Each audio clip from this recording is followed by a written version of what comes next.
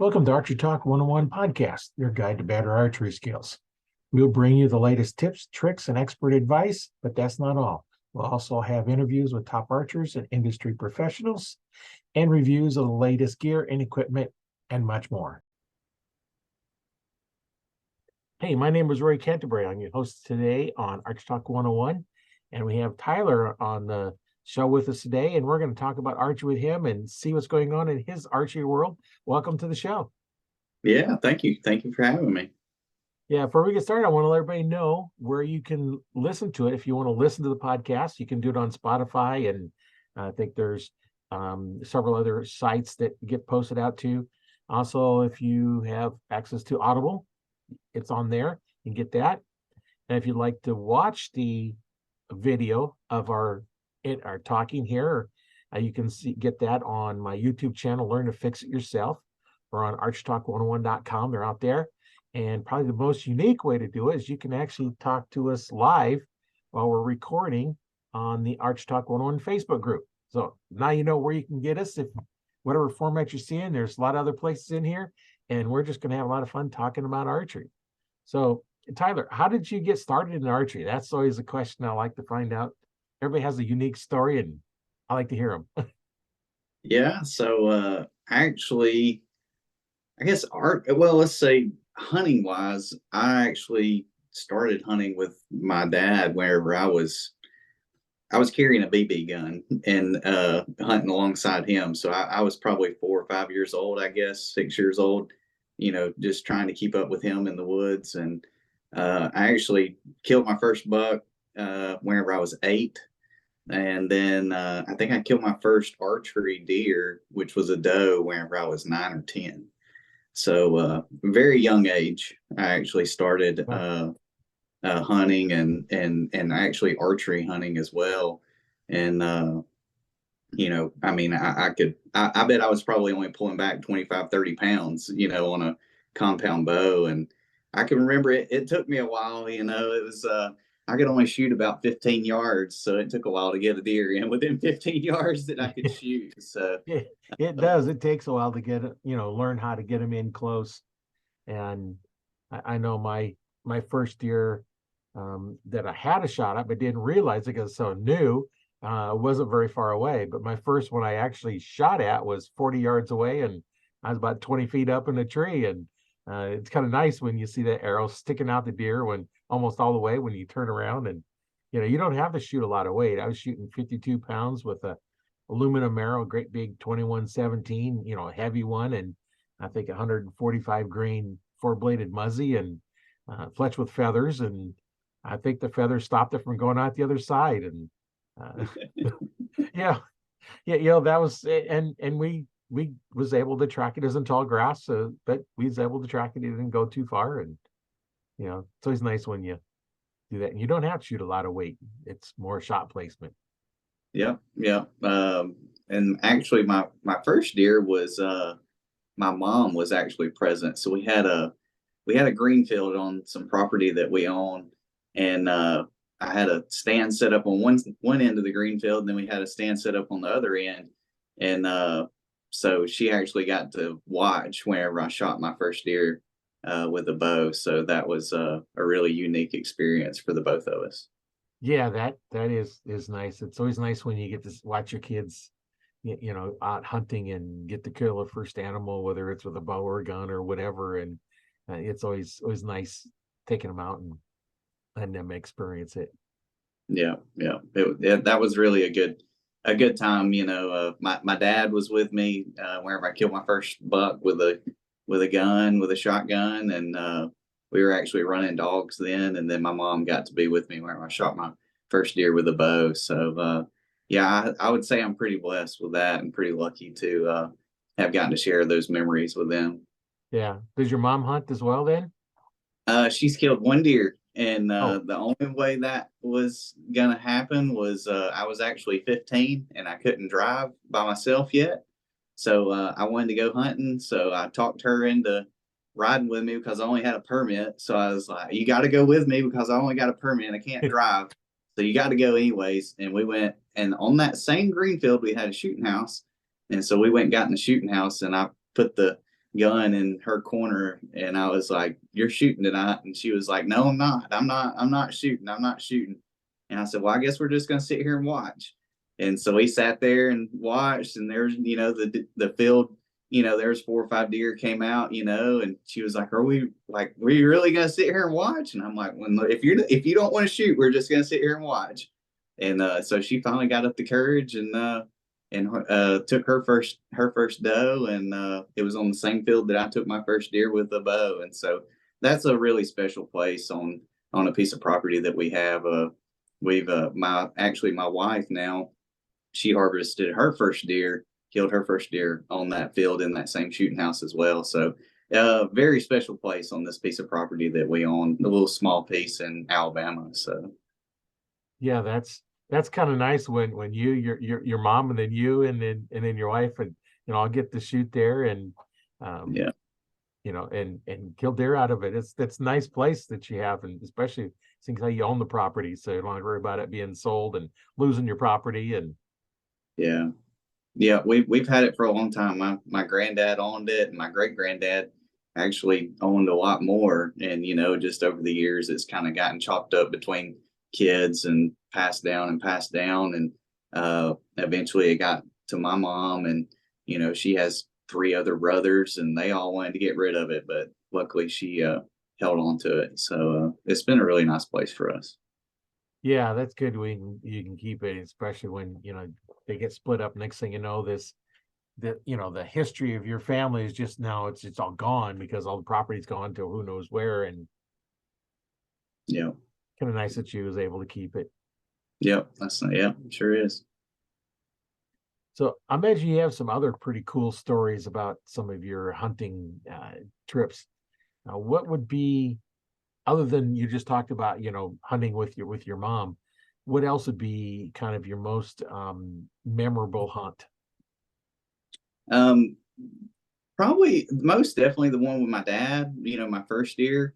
But most recently, we've actually, me and my neighbor have, I guess since 2018, we've actually been doing a lot of public land hunting, strictly bow hunting, all public land. And that's been a good change in pace. I mean, you do we own property and stuff as well, and we've always hunted that property or asked permission. And I've always, throughout my life, my whole family's always hunted, so we've always had permission to hunt multiple places around, and just had ample opportunity.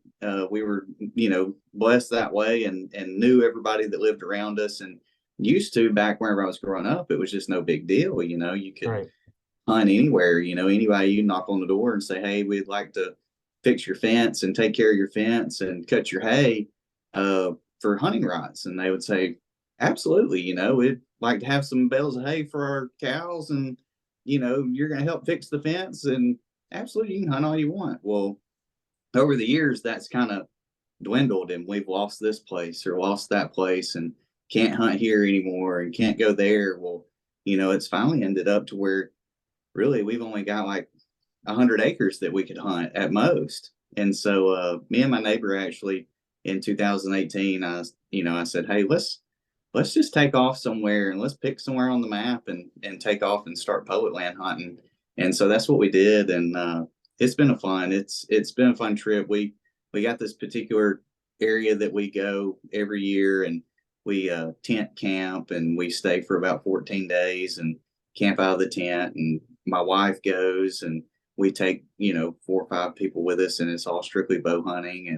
And just that time spent together is a good, just kind of brings you back to wholesome, with a hustle and bustle of everybody's working, everybody's always, in a hurry trying to get things done, and this and that, and the stress of every day. And to be able to go away and get on some public property like that, or even your private property if you've got some, and just tent camp, get back in the heart of things, and settle down like that. It's that's what I enjoy the most, and doing that the most. And a particular story out of that was our first year that we were there, and we started doing this kind of deal. We went for our 14-day trip or 12-day trip, and it was our first time at this piece of property and this public, property. And so we were trying to get our bounds about us, and uh, we had seen some deer and had some good opportunities, but never could close the deal on anything. And this was early November, I guess. This was 2018, early November. And we went and hunted and came back home, went back to work. And me and my wife got to talking, and it's like, what are we going to do for Thanksgiving? Well, it just so happened to work out that we went and did my family's Thanksgiving the weekend before Thanksgiving. And then her family was tied up doing something. And we were like, well, we really don't have to go anywhere. And so we're both sitting here with these two tags, and I'm like, well, let's just go back and see if we can't get a deer, And so we take off Wednesday after work. And as soon as we get out of work, take off. Didn't even know where we were going to stay or anything. Just, I don't know, I guess we'll sleep in the truck or whatever, we'll just go and see what happens. And she had seen a particular buck in this area the trip before. And she's like, I want to go here. This is the spot that I want to go to. And, get me all set up and everything. And so I get on my map and I start looking around. I'm like, all right, well, I can go to this little area over here and kind of scope it out. We didn't know the place real well yet. And so I took her into her area. Well, she had actually went in on her own. It was an afternoon hunt. She had went in on her own where she saw the deer, the first time. Well, me being me, I'm like, well, let me go in with you this morning and get you all set up and I like to go in and help her at least get in her stand, and get her going up the tree and everything. Cause we were hunting out climbers, and you know how it is, just the hustle bustle of trying to hang a climber and pick a tree and all that stuff. Like, I just like to get her in a spot and let her get going up the tree, and then I'll go about my way. And so we get into the area, and I did get a little bit turned around, which I had never been in there before. I'm just kind of going off the map and what she's telling me. So we, got in there, and I'm like, well, this ain't really where you want to be. You want to be over here. And, the wind's doing this and the thermals are doing this, and you need to be right up over here. And so I kind of changed her game plan a little bit and got her over and got her set up, got her on her way. Well, then I walked back to the truck, and I get back to the truck. Well, I started the truck up and I start driving down the road, and the phone rings. And she goes, I'm 15 yards from the truck.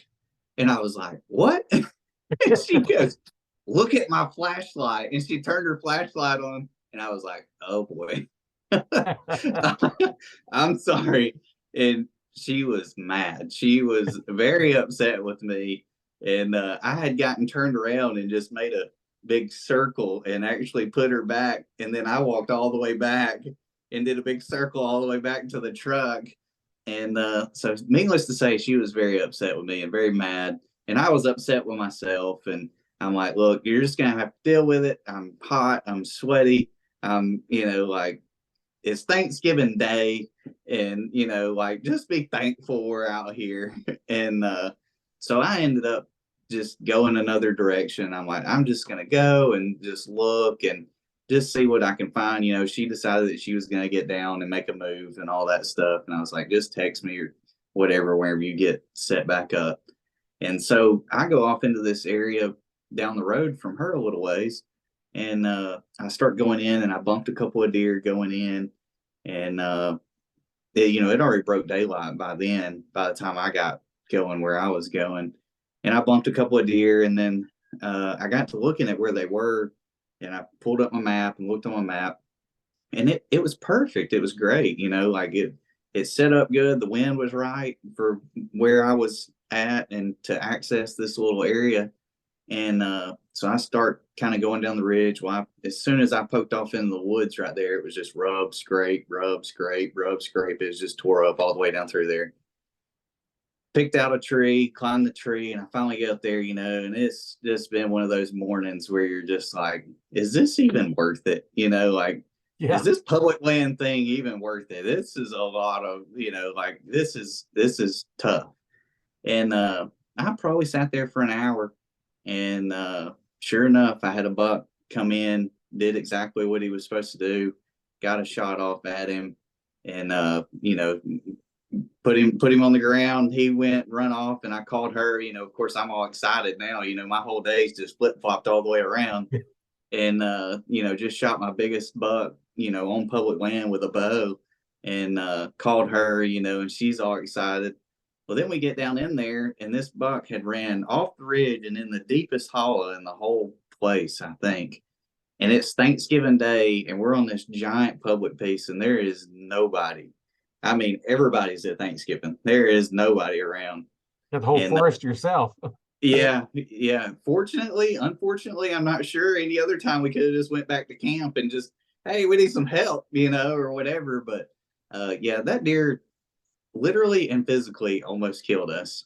Uh, I thought she was going to kill me in the middle of the woods because I put her in the wrong spot, and then we both almost died trying to get him out. So, but it was awesome. That we've had some great memories and great times at that place as well. And it's just it's amazing what bow hunting and hunting in general does to bring you closer together, and as a family. And I mean, it'll test you too. It'll put you to the Yeah. test, and it'll also bring you together whenever you stick it out and go through everything. And archery hunting, any kind of hunting in general, it's just it's willpower. It's how much you want to put into it, and that's what you're going to get out of it. So that's what I enjoy about it so much too. Yeah, that's kind of interesting. I've had days where you go out there and it just nothing's working right. And I know one time I knew the exact path right to his on public property, right in my tree. I'd go in there many times. I go in, go straight to my tree, go straight to my tree. Well, I took a buddy of mine, and we're going to put him up in a tree, so I walked straight in instead of going and turning and following my path. So we got him in there. I says, okay, I know where my tree stand is. I'm just going to cut straight over. I actually walked underneath my tree stand and didn't even know it. And now it's like, and I know the area. It's like, okay, now I know I am north of my tree stand.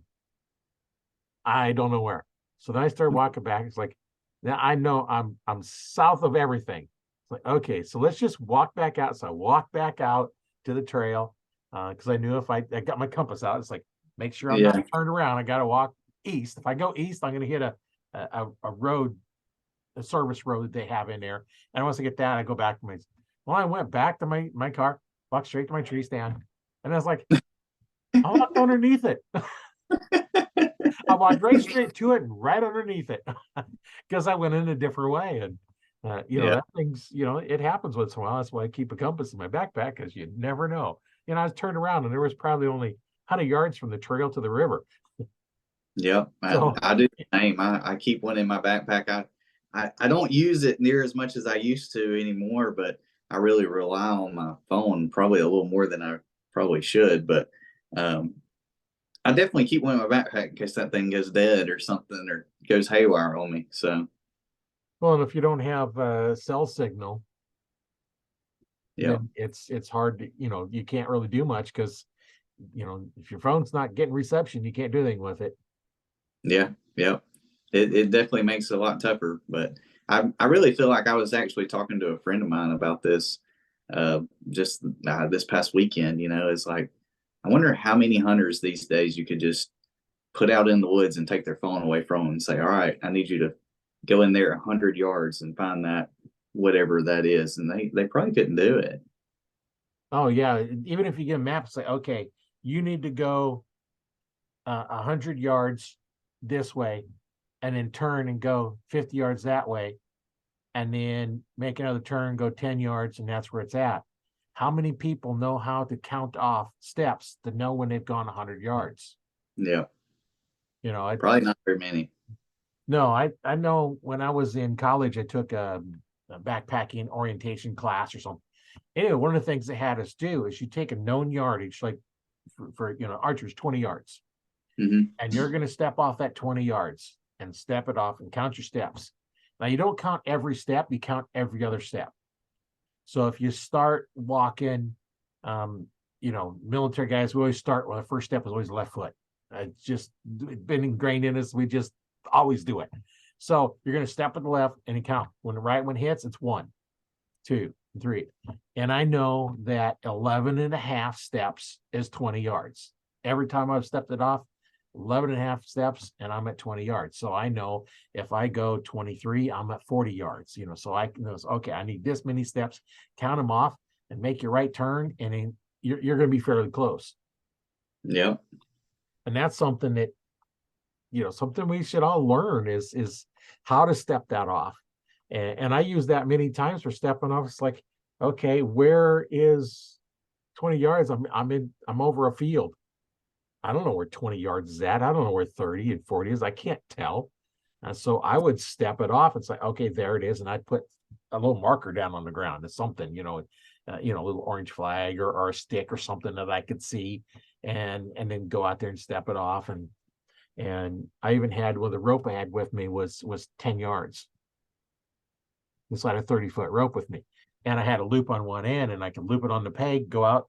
Okay, there's 10 yards, flip it off, go out another 10 yards, 20 yards. I can mark them off. And then, if there's trees, then you kind of learn how to judge them. And then I don't judge at the ground. I judge straight across from wherever I'm at.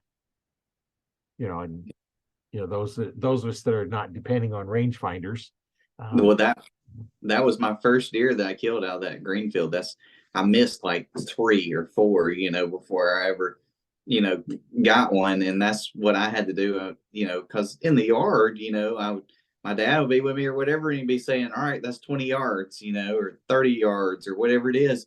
And then I got in the tree stand and I'm hunting this field and I'm like, and I told him, I said, I don't know how far they are. And so that's what we did. We didn't have rangefinders. So we just stepped it off, and he put big rocks out there.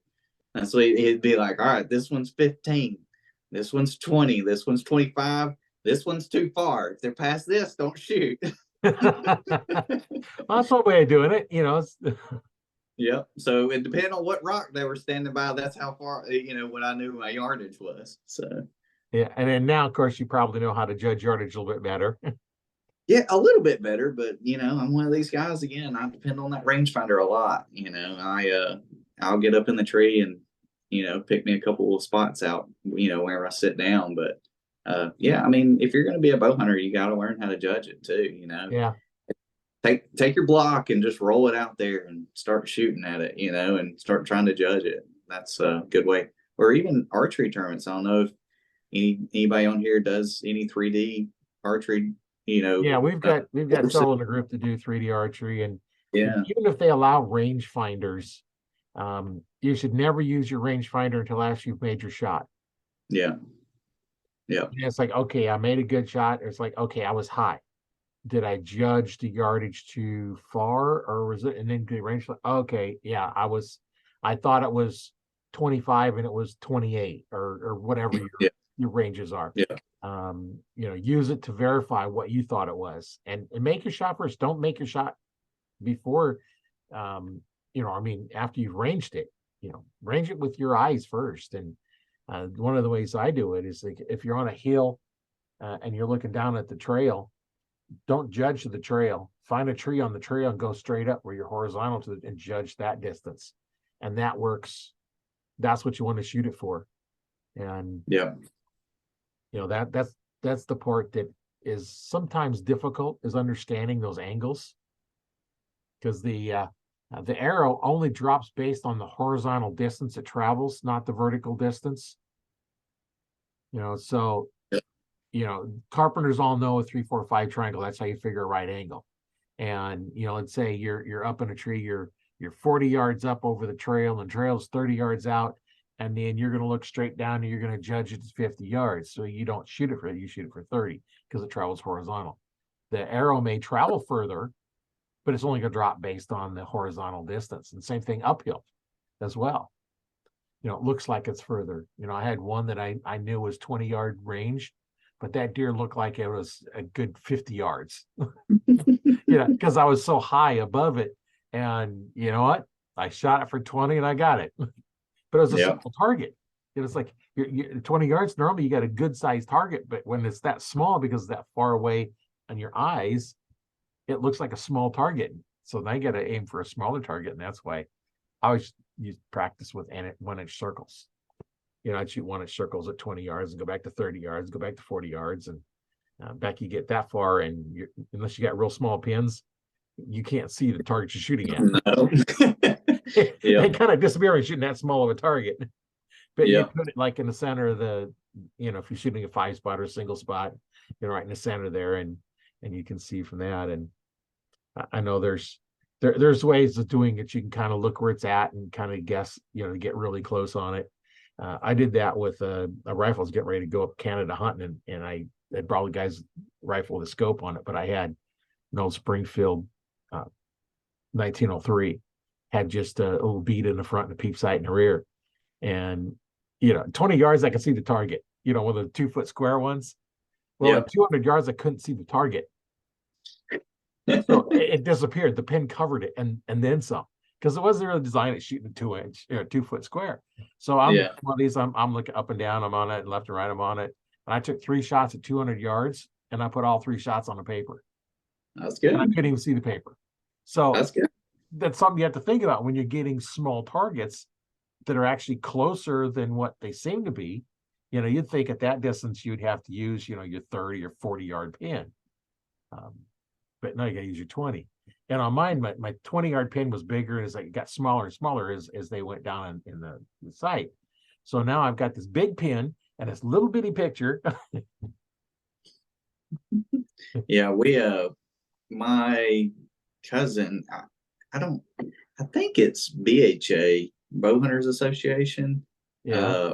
He's a big part of that, and we used to do the 3D targets and everything. I think that's something that people can do that really help a lot. And I noticed a big difference in my shooting after a summer of going to 2 or 3 of those 3D ranges and stuff, and just going around and shooting, unknown yardage, and just shooting your bow and getting repetition in different places, unknown places, not your backyard, the same thing over and over again, but different elevations, different types of shots and everything. And I can remember one,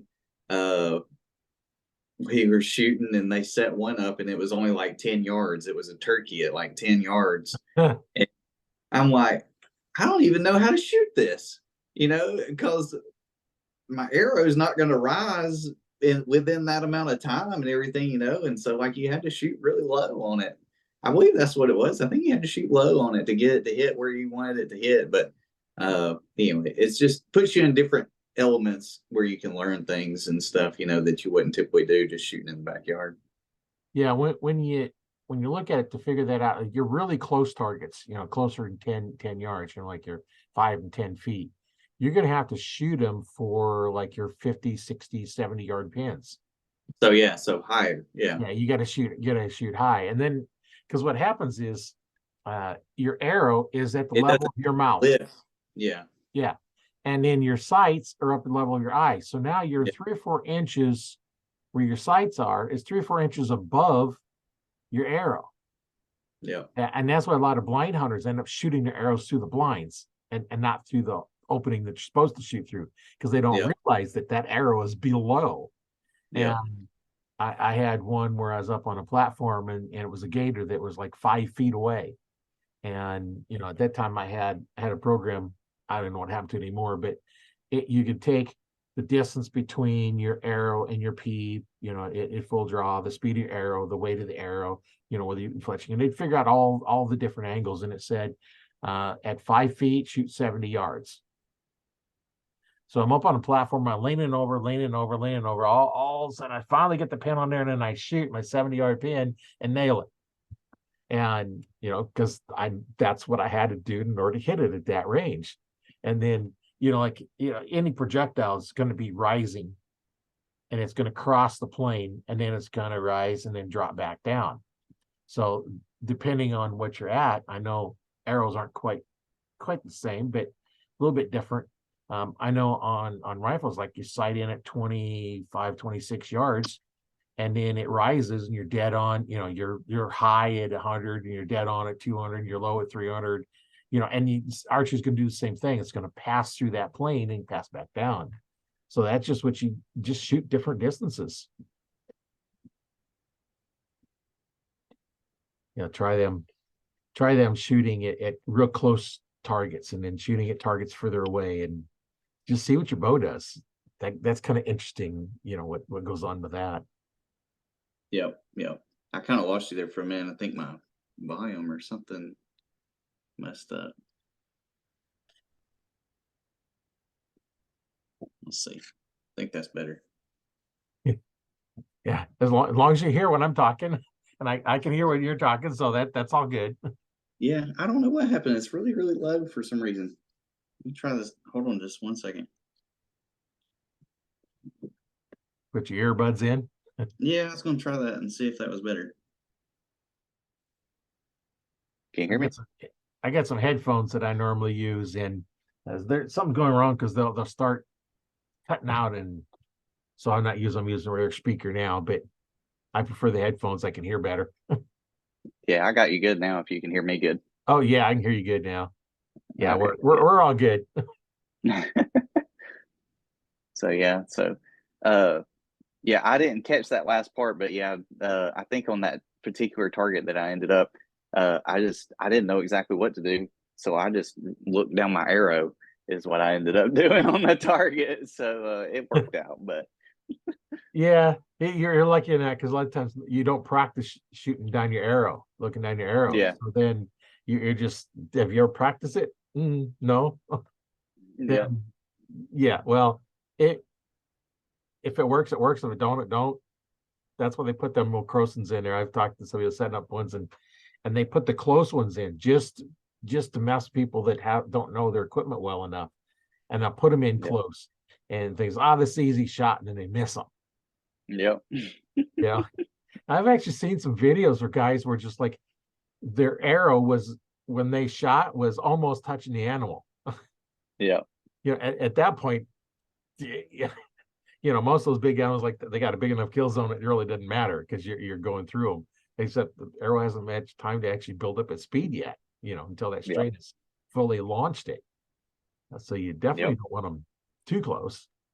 But yep, those are interesting ones when guys are full draw and the animals just, lots of times you see them like a moose, or elk. Sometimes they're just so close that, any false moving, that animal could run you over because they're basically almost stepping on you. I've never been in any situations like that, but I wouldn't mind going sometime.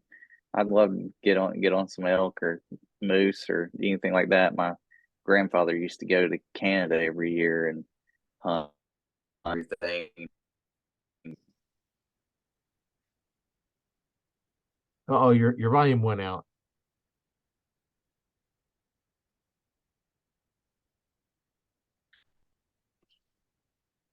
Yeah, your volume cut out for some reason.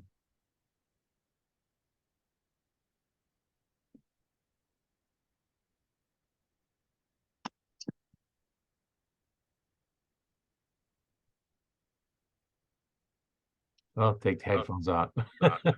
See if that helps. How's that? A little better? Well, I don't know what's going I on can hear you here. now. Can you now? Yeah, I can hear you now. It's Can- kind of weird. All of a sudden you're talking and just went quiet. There we go. Can you hear it right There we now? go. I don't know what Oh, keeps going on. yeah. Technology, man. I told you. We just need to get rid of it. And then Hey, go back the way it used to be, just uh, no technology.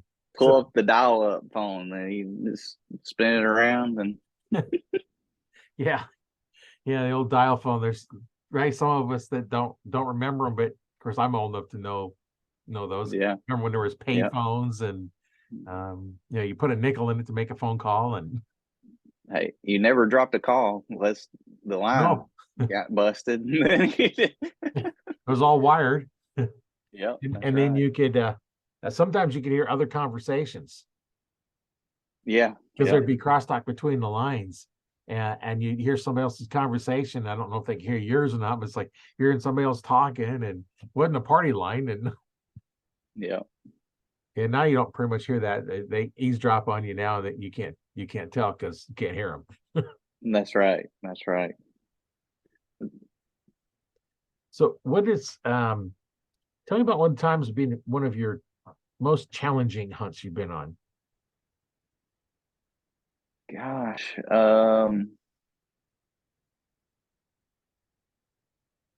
That public land one that I told a little bit ago, that was pretty challenging. Trying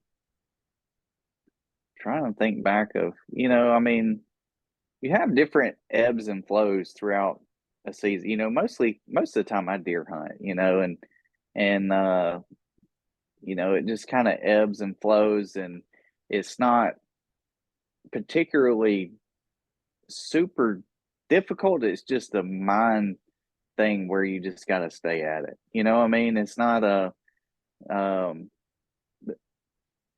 I guess what I'm trying to say is those difficult times and stuff, and the challenges and everything, that's part of it. That's what makes it so much fun. And Yeah. so for it to be one particular hunt that was just more challenging than the rest, I mean, that was definitely a challenging hunt and time just because of everything that happened. But you know, that's what makes it so rewarding in the end. So I don't necessarily look at it as hard or challenging. I just look at it as that's part of it. That's what you got to do to be successful at bow hunting and hunting in general, is the difficult parts. There's If it was easy, everybody would get out there and do it, which yeah, in some places, in some ways, I would say it is easy. I've hunted with people that, and no offense, everybody has their own thing, but they pour Right. out a pile of corn and go out and, sit over this feeder or whatever. And I just I like my hunts to be a little more challenging, I guess, than that. I really enjoy going into the woods and really figuring out how a deer's moving, and the wind direction, and where he's bedding and where he's going and where his does are, and how to catch him in between, and all of that stuff, and every time you hunt a buck, that's a challenge.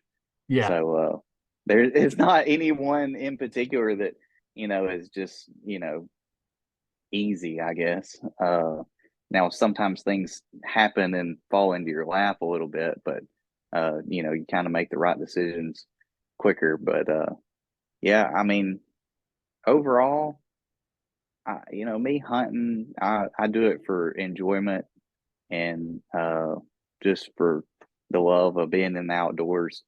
I don't typically put a huge amount of pressure on myself to get out there. So my pressure cooker, I guess, has been in the fishing industry. I've fished and actually professionally fished for a while, and so that was my pressure cooker. Like that was my challenges and the grit and the grind and all of that stuff. And whenever I went over to the hunting side and I go hunting, that was kind of the let go, and like I was saying earlier, go out and get into the woods and kind of decompress. So I didn't really let the challenges of the hunting aspect build up on me too much. That's kind of your release. I know Yeah, we've got a that's few right. comments in from Stevens. He had some comments as we've been talking here, and I forgot to go look at them. And yeah, he said he didn't get to do a whole lot of hunting with his boys, but a few things get in the way, and I don't do as much with my kids as I want to. And um, he says he loves 3D. Yeah, that's Yeah, awesome. That's but good. he don't need pins. He shoots traditional equipment. Is it a recurve? Yeah, Yeah, yeah. that's So you awesome. don't need pins. It's like, okay, I've got a recurve, but I don't shoot it enough to, feel like I could actually take it out and go hunt with it, because I don't spend the time practicing with it in order to Yep, do that. So, I'm going to go out with the best chance I have, arch equipment, with my compound. Um, yep. but You know, hey, they shoot differently. You got different practice, you're different mindset and everything. They're all different, and they're all fun to Yeah, shoot. No yep, matter what you that's have, they're all it. fun to shoot. That's exactly it. And it don't cost near as much as a gun to shoot a bow. No, as long as you don't lose your arrows or break them, That's right. it's a Yeah, you one-time just do it purchase. over and over again. That's right. That's one thing that I loved about it so much was it was an activity that we, as a family could go do. And, I mean, of course, if you want to get expensive with it, you can, but it's also one of those things that you can get started and get going and have a long time of enjoyment, out of archery and not just hunting wise, but just shooting in general. I mean, we used to shoot all summer, and that was kind of like a afternoon thing, especially, whenever it got to be about August or so, it was a everyday thing. That was we'd come home and Dad get home from work and I'd get home from school and we'd go out and shoot, and so it's awesome. I really enjoyed it. Yeah, it's nice you be able to get out and do stuff with your kids. I know I've taken mine out. And when my youngest was really young in Cub Scouts, I owned a sporting goods store and we had archery in there as well as other things. And he'd come out there and he would just spend the day shooting arrows. He'd have like 30 or 40 arrows that are just mismatched and ones that were broke cut down to fit him. And he would just sit there and shoot for hours and just shoot and have a lot of fun. And that was kind of fun. And yeah, and then one time I had his Cub Scout pack come up and shoot in the range and introduce them to archery and let them have fun. And it's kind of fun, doing that kind of stuff for them. And my oldest, he did some shooting, and that's been probably 20 years ago now. He got his first Robin Hood. Oh, that's awesome. Yeah. And those are kind of neat. They're expensive, really They expensive are. nowadays. you know Yeah. I shoot the Comp Pro in the carbons. So those are the 1,000 straightness. Those are the most expensive ones, that you're going to be getting is that straightness in there. And Yeah. I have found and proved many times that the straighter the arrow, the tighter the groups. Well, yeah. Even when I had aluminums, I buy new dozen arrows for hunting season, get them set up. My groups are really tight. And by the end of the season, before it's next time for hunting season again, I've expanded out to be, instead of being able to keep them in the X now, then they're I can keep them in the white, on your Yeah. fine spots. I can keep them in there and then new arrows and it just tightens up. And I had a friend of mine, he was shooting one of the Beemans, I think 3,000s or something like that. And so I said, Jim, try these. I fletched with feathers. They're the same draw length, so they'd work just fine. And amazing how much tighter his groups was, just by That's shooting a awesome. straighter shaft. And Yeah. Yeah. That Robin Hood one is it's one of those things that I've never been so excited and so disappointed at the same time. It's yeah, I've had a few of them, and actually, I did a video one time where I showed the difference in quality of arrows, and I showed one of mine that I'd done at 70 pounds, from 20 yards away, and yeah. how far it went into the arrows, the good quality shaft. Then I had some other ones, the cheaper ones, like you get at Walmart, and it's amazing that they went about twice as far into the shaft. Wow. And I'd venture to say I don't know who shot that one, but they probably weren't shooting 70 pounds because a lot of people don't shoot 70 pounds. Yeah. And so it was at less weight and traveled further through it. And that's just difference in quality of arrows. Yeah. It makes a big difference for sure. Your whole setup is vital to being accurate. That's for sure. Well, and things that you have to look at too is when you're setting your bow up and you're shooting for a while, and then as you've shot for a while, has your string started stretching a little bit more? Is it starting to wear out? Things to look for is your peep always lined up, and now it's not lining up anymore. What's changed? Well, it's probably gotten little stretched just a little bit. So there could be, a strand that's actually broken. And now that's weaker and turns them and or it's just the temperature can affect it. So you set it up, you do a lot of shooting in the summertime when it's 80, 90, 95, 100. Your bow's going to act differently than if you're shooting when it's 30, 40, 50 degrees out. So things are going to work differently. So that's to look at too.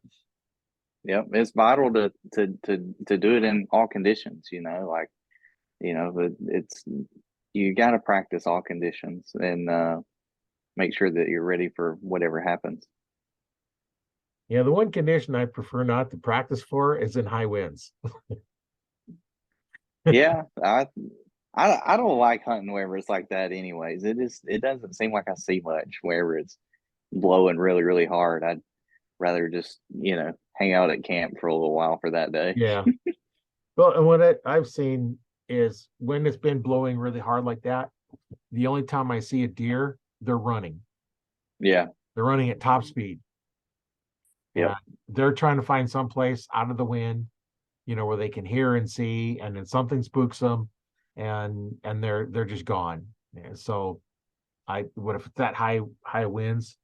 I'm not going out just because you're not going to see anything. And I've been in trees where it wasn't a real big one, maybe 12-inch diameter or something for a fairly small tree. And that wind was blowing hard enough. I was waiting for it to calm down so I could let go of the tree stand. I got my bow sitting there and I'm hanging on the tree stand because it's blowing me around so much. I got my safety belt on, but still I'm hanging on. They're like, okay, there's no way I could even take a shot, let alone I couldn't even get down because it was blowing so much. And it wasn't that when I got in the tree, it just picked up and get out of the tree. No. Does that. Get on the ground. That's the all natural roller coaster ride there. Yeah. I'm not real fond of roller coaster rides anyway, especially when I'm in a tree strapped to the tree and I can't get down because it'd be bouncing around. And unless you have a lineman's line where you can keep you hooked to it, you've got to unhook. And now that you bounce around and you just stay there till it calms down. Around here in Nebraska, when it starts getting dark, more the wind will calm down. So worst case, you wait till it gets dark and wind calms down, and then you get down at your tree stand and say, I ain't getting up in that one again. Yeah, that's right. So do you do a lot of 3D shooting now or just backyard or? Yeah, I not as much as I used to. I used to like I said, we used to do it all summer, and now it's a lot busier than I used to be. Work and owning businesses and wife and all that stuff. It's just I don't get to do it as much as I used to. Nowadays it's that August, September time frame, I try to get out in the yard and set up a couple targets and climb up in the tree and at least put 10 or 12 shots in 2 or 3 days a week or so, just to kind of get prepped and get back in the rhythm of things. I don't like I do not like just picking up the bow on opening day and hitting the woods. I don't think that's the ethical thing to do. I don't think that's the right thing to do. So definitely trying to put in a couple of those reps and some of those reps at least, a month or 2 months ahead. I mean, I've been shooting the same setup for 5 years now, 4 or 5 years now. And so, everything's pretty well the same. It's not like I'm changing a bunch of stuff every year. So if I get, 4 or 5 weeks of reps in, I feel pretty good about it going into the woods. So, I don't get to shoot near as much as I used to, but I would like to get started back. I am I'm making a vow this year. I've made it with my neighbor that he's always, ready to go in September and stuff. And I've always still been fishing. And so this year I went with him the 1st of October and kind of got the itch going a little earlier, Yeah. and so I made a vow to him this year that I'm going to keep it going, and we're going to go do some scouting in February, and late January, February, March, and maybe do some turkey hunting and stuff too this spring. So just try and keep in the reps, and maybe start shooting a little more throughout the summer too. So I made that little vow to him this year. I'm going to try and keep it. Try and keep it, huh? Yeah, I don't know. Those fish get going. It's hard on me. I gotta go chase them. Yeah. No, when the fish are biting, it's kind of nice to be out there. When they're not biting, then yeah, it's not quite as much fun, but it's nice to sit there. And I've done that, been on the water, fish with a buddy of mine, and I didn't even put the hook in the water because I was afraid a fish would actually get snagged on it. I just wanted to sit there and relax. He was out there Yep. bass fishing, and like, I'm just sitting there in the front, give me a little snack to eat, and just sitting here and drinking some water or something, and just relaxing, and that was good enough. So Later we're on, I kind of did put bait on the hook, we but yeah we flip flopped on that. See, I was crazy and wild about the fish and after them so hard that wherever I went hunting, that's the way I was. I was like, I don't really care if anything walks by or not. I just kind of want to sit here and enjoy it for a little while. So, but this coming up year is going to be a little different. I'm going to harass them a little more. yeah, sounds like fun. Yeah, yeah. You have a little bit nicer weather down there during your hunting season than we do up here. Although it's been pretty nice, last few days it gets really cold and then warms up, and Yeah, we I always so I lived in Alabama for most of my life and moved up to Tennessee about 7 years ago. And that's why I always told my neighbor, I'm like, the Tennessee season messes with me because the peak of the season is mid-October through mid-November. Well, the peak of the season in Alabama is not until January, oh, and so I would, I'd really start getting into hunting about the end of November, December, because I'd be finishing up fishing and all that stuff. Well, here it's done and over with, and I would get all fired up about hunting. I'm like, let's go hunting, let's go hunting. He's like, that's over, man. We're like, we're done. And so yeah, so I'm trying to get my transitions going a little better, trying to get transitioned a little earlier, but I am going to Alabama, actually leaving tomorrow afternoon and going down to meet up with my cousin and stuff and getting back down there and hunting a little bit this next week. So looking forward to that. yeah, you gotta let us know how it turns out. Yeah, absolutely. So you mentioned that you've got some businesses. What is that you own? It's actually in the fishing industry. I own a tackle company called Omega Custom Tackle. We sell jigs and spinner baits and buzz baits and stuff like that. Just all sorts of different fishing tackle. And then I work for this company here, this Sniper Marine, and it's actually in the fishing industry as well. So kind of that's my two main deals right now, and they keep me pretty busy. So Yeah. Yeah, what I can do is I put a description, in the description, I'll put a link to them so people can find yeah, it a little bit easier. And absolutely. that'll help out too, because it's like, hey, I want something tackled. And I know back when I had my store, we would tie on what one of the guys called poofo balls. But what we'd take the skirt material for making bass jigs, Yep. which is real similar to ones that you use for that, but it's a little bit different. And they got multiple different colors. And I take Hmm. like 4 pieces about 3 inches long and wrap it around the string and then tie a real tight knot and then pull on them and cut them and they flare out, form little balls on them. Use those for string Yep. sounders back when the Novas were the Nova bows were the PSE bows to have, and we'd put those on all of them, just something extra. You couldn't price Yep. compare because you go to Walmart and they would sell them, and all these other places would sell the Nova bow. And why would you buy it from me? Well, one, it come with a release, it come with 6 arrows, it come with the string signage designer, it come with shooting instruction, it come with all this other stuff, for roughly about the same price. So you couldn't price compare because you got more out of it. And back then, Yep. it's like you buy the bow from somebody else and bring it in, want me to set it up, I'm gonna charge you $40 to install the rest in site. Yep, But that's it's set exactly up, right. it's set up correctly, you Yep. know, instead Yep. of just bolted on, like you don't know how to set them up. You know, I could eyeball Yeah. them closer than most people and set them up. You know, that even with some of the jigs, you know, I've done Yep. it so many times that I knew exactly what to look for, line them up. It's like, okay, there it is. And you'd stick it on the little tools for adjusting them. It's like, yeah, pretty darn close. Just my eyes. Yep. Yep. I think the first deer I shot was with a Nova, I bet. I just about put money on it.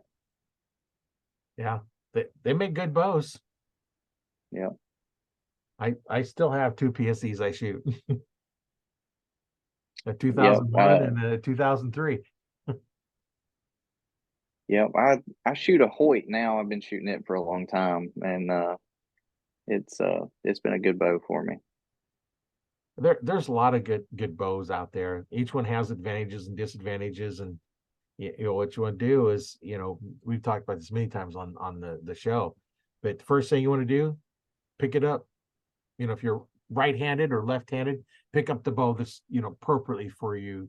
You know, if you're right-hand dominant, pick up the right-handed bows on your left hand. If it feels good, you know, then that would be one for you to shoot. If it don't feel good in your hand, put it back. It's not for you. Yep. That's The price exactly don't right. matter. You know, if you pick up Yep. a bow that's $2,000 and you don't like what it feels in your hand, it's not worth anything to you. You know, you Yep. pick up the, you know, pawn shop one for, you know, $300 the whole set, and it's like you put it in your hand, it's like, oh, I like the way that feels. That's worth more to you than a $2,000 bow that you don't like the way it feels in your hand because you're not going to shoot it Yep. very Yep. Exactly right. So how long did you have your store for? well. I had it for about 3 years, then ended up Yeah. selling it. You know, divorces kind of have a tendency to mess things up. So yeah, They'll I had do it there that as to a you. PSC dealer. Yeah. So lots of bows. There was then there was 3 other bow shops around, and I sold more PSC bows than the rest of them put together. Wow. Well, that was the main one I pushed, and I stocked things, and I count up the last year I was there. 40% of my bows I sold were left-handed. You Wow. don't have Oh, forty because you had percent of them the in stock. population is not left-handed because I stocked them. Yep, that's exactly it. You I stocked them. stocked the left-handed bows, and I didn't charge more for left-handed bows, Yep. even though my cost was, I don't know, $10 more or something. I just sold them same price. I Yep. didn't make any difference in them, you know, and that's, and all my bows come with shooting instruction because I wanted you to know how to shoot. So That's lots good. of Nova bows, lots of Yep. them. Had a lot of beginners in there, and that's when I starting the podcast and everything else. Like, okay, Arch Talk 101, because I've dealt with a lot of beginners, helping them get started, and you know that's a lot of fun getting somebody started. And then of course now, you know, the podcast kind of grown from, you know, teaching beginners to learning from those intermediate, advanced, semi-pros, pros, you know, your Olympic archers, your hunters, like yourself, that have a lot of hunting knowledge, and it's always nice to pass that on to somebody, and that's what's so cool about, you know, doing this, and that's why I like doing it. I've always liked teaching people, and that's a lot. Everybody that's ever been around me much, they're always like, "You're such a good teacher," you know, and just I don't know. I just got a low demeanor about myself. Don't get, you know, just more casual, I guess. And uh, I've always enjoyed that. I've always enjoyed helping people, and just I mean, I don't know a lot, but I like teaching them what I do know. You Yeah, know, I may not know everything, and I may not know a lot, but you know, I can share what I have learned. And a lot of times I can tell you what not to do. I might not be able to tell you what to do, but I can definitely tell you what not to do. because we've all done it. It's like, don't do this, I did that. Don't do that. It don't work. Yeah, don't do that. You can try something else. It might not work either, but don't do this because it don't work. Well, and sometimes that's what you got to go through. Is like how many times it doesn't work. You Yep. know, some of the things that you don't realize. WD-40 failed 39 times of making the water displacement formula. That's why Yeah. it's called WD-40. water displacement version 40. If they'd have got it on miss it and got it 5 more times, it might have been WD 45. Yeah, Or that's awesome. I didn't know 38. that. That's cool. That's why it's WD 40, because it was water displacement formula number 40, and that one That's finally awesome. worked. So that's how it stuck. Awesome. I didn't know that. Cool. See, you learn something every day. Yeah, that's the whole thing. You got to learn something every day. Awesome. Yeah. Cool. I know you said you didn't have a whole lot of time, so I don't want to hold you up too much longer. It's been great talking with you, and I'm sure we'll talk again. And if anybody gets a hold of you, I'll put a link in the description, and they can message you in the Arch Talk 101 Facebook group. I'm not sure if you're in there. I think you're in there, but they can message you that way. And if you have any questions, you can always get a hold of me. I'm available pretty much anytime. Just get a hold of me in the group or on my YouTube channel and make a comment, because I do look at the comments, and hey, I'm not hard to find. Yep. Same for me too. I'm open book if anybody's got any questions or anything like that, or just wants to talk about something. I'm good with it too. So Always good feel for free. that. Yep, that's right. So I appreciate you having me on. I thank you a lot. So Yeah, it's been a lot of fun, and let us know how your hunt turns out. awesome. I will. Thank you. It'll be nice to see that, and upload some pictures of what you get. I will do that. Yeah. All right. Hey, it's been great All right. talking to you. And Yes, we'll sir. talk to you on the next one. My name is Roy Canterbury. I've been hosting Arch Talk 101, and we'll see you on the next one.